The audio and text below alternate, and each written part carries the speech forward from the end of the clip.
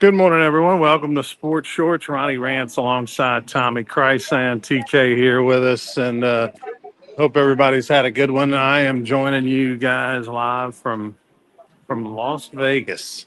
Las Vegas, over here for a conference for MMA and boxing type meeting that's going on, Tommy. But that said,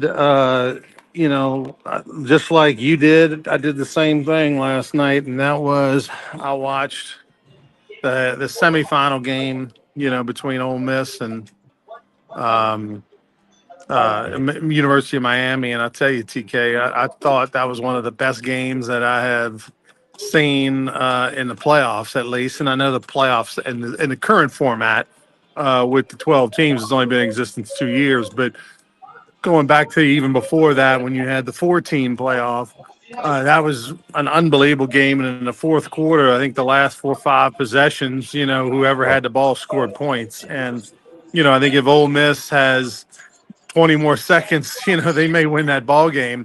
One thing I want to ask you, we'll talk about the game here in a minute, but the final play, okay, it was clearly pass interference. Yes. My question is at what point do they start calling pass interference on Hail Marys?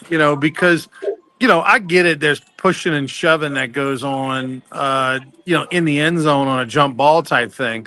But this was even more egregious than that. I mean, he was, had his two hands on him, controlling him, almost throwing him to the ground for 10 yards, 15 yards leading up to where the ball actually hit the receiver's hand. And if there's 15 seconds left in the game or 10 seconds left in the game, there's a flag is thrown. Why is there, when there's 1 second left, no flag is thrown? Well, first off, I don't think that was a Hail Mary. I don't know what the true definition of Hail Mary is, but that play was somewhere a little less than that. And I think it was interference. I mean, it's either interference or not. There's no in between. It's like a girl's either pregnant or she's not pregnant. You're not like almost. And I don't like this. I think we can get up with that. Or did they call that in the second quarter? If it's pass interference, it's got to be called. And I think it should have been called it. Now, Pete Golden, you got to give him credit. After the game, he said, that's not why we lost. He gave it the good line there. But, it was interference. It should have been called. Ole Miss should have been able to run another play. But, Ronnie, again, you said it. What a great football game. Ole Miss has been in two of the best playoff football games in history. The win over Georgia in the Sugar Bowl and then the loss to Miami last night. By the way, I had Miami minus 3 points, so I was happy when Carson Beck trotted in the end zone. I said, just make the extra point. Not thinking Ole Miss would have a shot in the end zone, but they did. And just a heck of a game. And one of them, you hate to see somebody lose, but somebody's got to lose. So, and, the other thing, it goes back to Skip Bertman's line. I thought about this with all the controversy about the pass interference. Skip used to tell you and everybody else, hey, if we're up 8-0, it won't matter when that misses that call on the outside corner or that ball over the fence, whatever.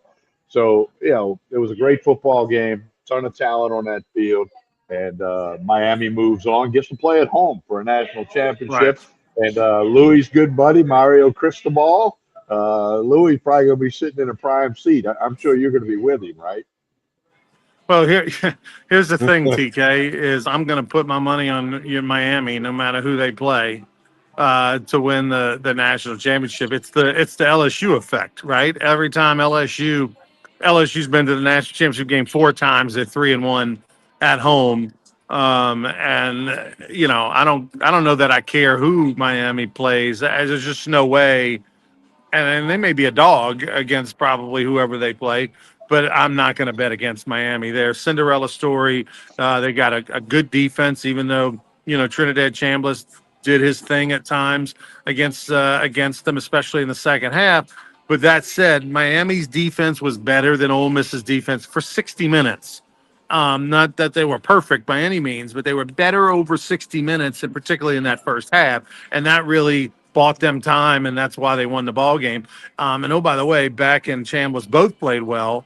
And I think the formula is there for Miami, right? I mean, the veteran quarterback has all the experience, all the skins on the wall. And oh, by the way, a hard-nosed, tough defense. Now that Miami team is super battle-tested, and oh, by the way, you're at home. Oh, come on.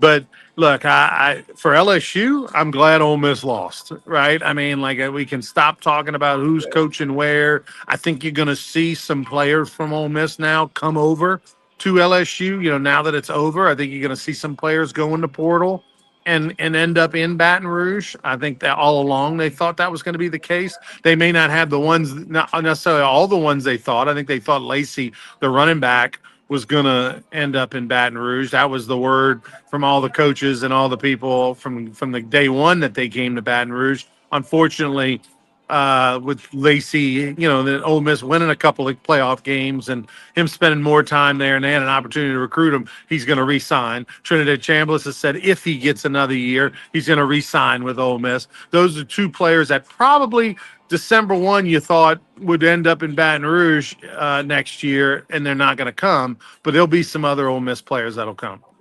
Yeah, I agree with that. We just don't know which ones, and that everybody assumed it would just happen. But Shambles had said if he gets the year, as you said, he's going back to Ole Miss. Lacey said he's going back to Ole Miss, the running back. So, with all that being said, I mean the portal continues to be like popcorn, just going off all the time. And the interesting story was Demond Williams Jr., the quarterback of Washington, signed the NIL deal for $4 million with Washington. Then said he wanted to go to LSU. LSU's been accused of tampering. I don't know if officially accused. And the agent for Demond Williams is also the agent for Fish, the head coach at Washington. He severed ties with Williams, said, "I'm not going to be your agent." Now, this morning, 20 minutes ago, Williams said he is going to go to Washington. He's going to go back to Washington, honor the contract he signed. So I don't know if anything will surface on the tampering with LSU. But tampering's going on forever. That's not going to. Yeah, I mean, look, if unless they got a video of Lane Kiffin in the kids' living room saying, right. "Look, the hell with Washington, come to LSU," and they ain't got that. So there's been tampering going on for years, and the only thing that's happened is a coach has got in front of a podium and bitched and complained, and that's it. Nothing's happened beyond that. Look, now it's getting to a crisis mode situation, right? By the way, Van Buren is going to South Florida. Michael Van Buren is going to South Florida, so LSU, he had already went in the portal, but if you thought, okay, well, maybe they have him come back, no, going to South Florida. So the bottom line, DK, is this is a quarterback. I got some this is a bad deal. This is a bad deal. Here's why it's a bad deal, because whoever you end up with at quarterback now in the portal is not going to be your first 8 choices, 10 choices, so can Lane make it work? Probably, but no, it's LSU's gotten receivers, they've gotten linemen, no quarterbacks, not one. So this is a really crisis mode situation. Yeah, I think we've been talking about the panic button for about a week. You might want to move it a little closer to arm's reach now, arm's length, where you can hit that panic button, because the portal's open for like 5 or 6 more days. And unless something shakes, I don't know. Does the Chambliss all of a sudden change his mind? Any of that could happen. But see, I'm not of the belief, one, Chambliss should not get a 6-year of eligibility, and I'm not of the belief that he is going to get it, because to me, there's no case. Now, who knows? Let me tell you what, if Chambliss gets a 6-year, you're going to see a lot of people with respiratory infection problems. Let me tell you, but anyway, I don't think he's going to get one. He doesn't deserve a 6th. We'll see what happens. If he does, that would be horrible for LSU, because he'll be at Ole Miss torching them. But let's talk about tonight, TK. Oregon finds themselves a 3.5-point underdog to Indiana.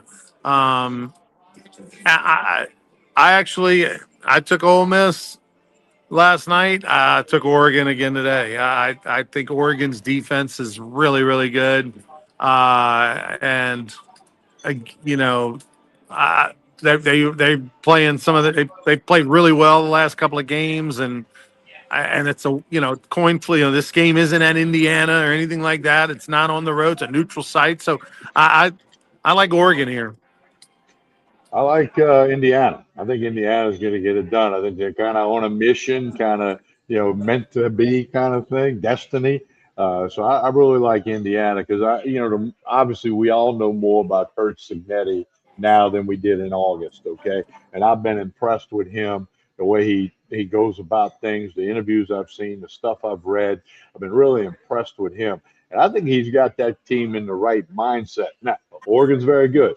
Keep in mind they beat Oregon 30-20 back in October in Oregon, in Eugene. So that whole thing, like, can you beat somebody twice? It's not as easy as it might appear, or it might seem to some people. So that's the only thing that makes me a little hesitant is, does Oregon do something a little different, throw a wrinkle here? But I'm going to bet on Indiana. Like I said, I had Miami last night, so that was a W.